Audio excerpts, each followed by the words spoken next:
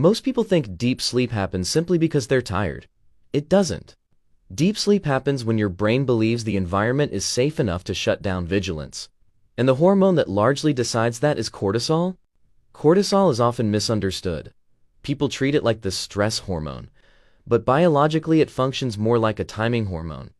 Its real job is to regulate alertness across the 24-hour circadian cycle.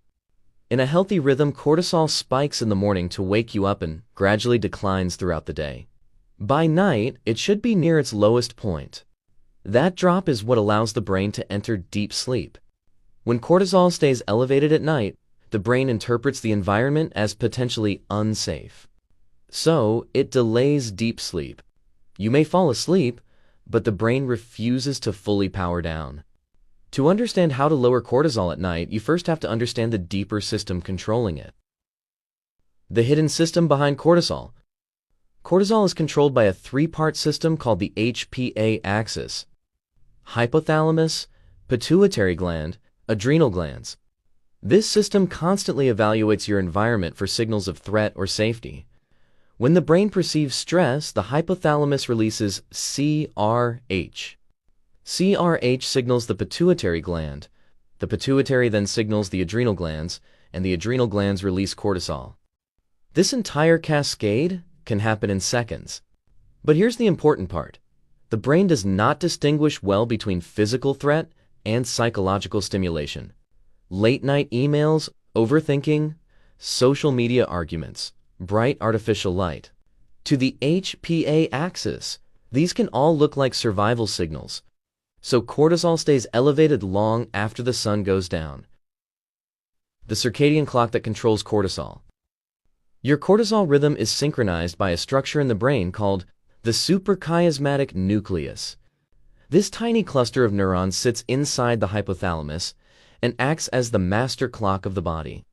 It receives direct information from the eyes about light exposure. When morning light hits the retina, the clock signals the body to increase cortisol. This is called the cortisol awakening response. But the same clock must also lower cortisol at night. And that only happens when the brain receives consistent signals of darkness and safety. If those signals are inconsistent, cortisol declines more slowly, which delays deep sleep. Why deep sleep requires low cortisol? Deep sleep occurs during slow-wave sleep. In this stage, the brain produces large, synchronized delta waves. Neural activity slows dramatically. Metabolic waste is cleared from brain tissue. Growth hormone is released. Memory networks reorganize. But slow-wave sleep requires the brain to disengage from threat monitoring, and cortisol directly interferes with that process. High cortisol keeps the brain's locus coeruleus active. The locus coeruleus releases norepinephrine, which maintains alertness. As long as the system remains active, the brain cannot fully enter deep sleep. So even if you're technically asleep, your brain remains partially on guard. That leads to shallow, fragmented sleep. The three major triggers of nighttime cortisol. Most people unknowingly elevate cortisol late at night through three systems: light, cognition, and temperature. Each of these systems feeds information into the brain about whether it's safe to power down. The light signal. Light is the most powerful regulator of cortisol timing. The retina sends light information directly to the suprachiasmatic nucleus. Bright light at night tells the brain it is still daytime. When that happens, cortisol decline slows and melatonin release is delayed. Even moderate indoor lighting can influence this process. But screens are particularly powerful because they emit concentrated blue wavelengths. These wavelengths strongly activate the circadian clock. Reducing bright light 2 hours before sleep helps the brain accelerate its nighttime cortisol decline. This isn't about perfection, it's about sending a consistent darkness signal. The cognitive signal? Your brain constantly tracks unfinished problems.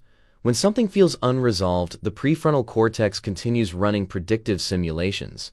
This mental activity signals uncertainty, and uncertainty activates the stress system, which raises cortisol. That's why many people feel physically tired but mentally wired. The brain is still trying to solve something.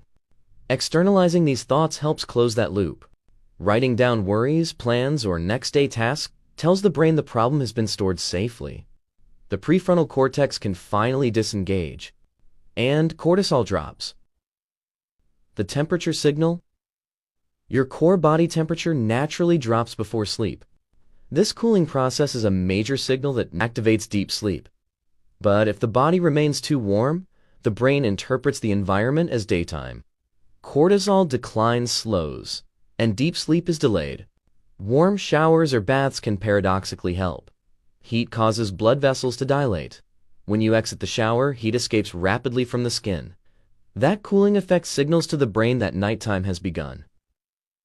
The emotional safety signal. The brain also evaluates emotional safety before sleep. Humans evolved as deeply social organisms. Conflict, rejection, or unresolved emotional tension can keep the stress system active. The amygdala continues scanning for a potential threat, and cortisol remains elevated. This is why calming nighttime rituals are so powerful. Breathing, slow breathing, listening to calm audio. These behaviors activate the parasympathetic nervous system. The vagus nerve slows the heart rate, cortisol production decreases, and the brain receives a clear message. The environment is safe. The pattern that trains your brain. Deep sleep does not depend on a single habit. It depends on patterns. Your circadian system learns through repetition. When the same signals appear every night, the brain begins predicting sleep earlier. Cortisol starts dropping sooner.